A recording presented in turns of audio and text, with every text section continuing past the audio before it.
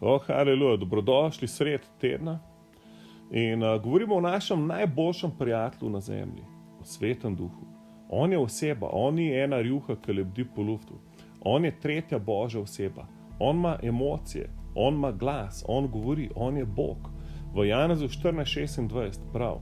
Toda tolažnik, ki je Sveti Duh, ki ga bo Oče poslal v mojem imenu, on vas bo učil vse stvari in on vam bo prinašal v spomin vse, karkoli sem vam povedal.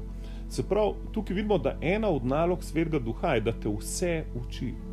Kad ti bereš Sveto pismo in si not v novi zavezi, Božji besedi zate za ta čas, in ko malo dozoriš in usvojiš novo zavezo, greš v staro zavezo, vidiš slike nove zaveze v stari, vse se dopolnjuje, ampak brez Svetega Duha so to samo informacije, ki ti čist nič ne koristijo, samo pumpajo tvoje možgane in na koncu si poln samega sebe, intelektualnega ponosa in na koncu v zmeda lahko še od vere odpadeš. Zato kaj rabiš? Rabiš Svetega Duha. On vas bo učil vse stvari. Haleluja. Vse, kar sem vam povedal, vas bo on spomnil. Se pravi, kad ti bereš Sveto pismo, ti daješ Jezusove besede v svoj spomin. In potem, ko razvijaš odnos s Svetim Duhom, ki jih on obudi v življenje.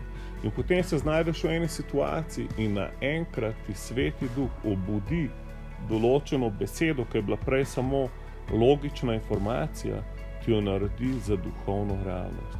Zato rabimo Svetega Duha. Povabi ga danes. Haleluja. Začni odnos s Svetim Duhom. Rečemo, Sveti Duh, ti me uči. Ti bod moj učitelj. Jaz nočem nič razumevati brez tebe.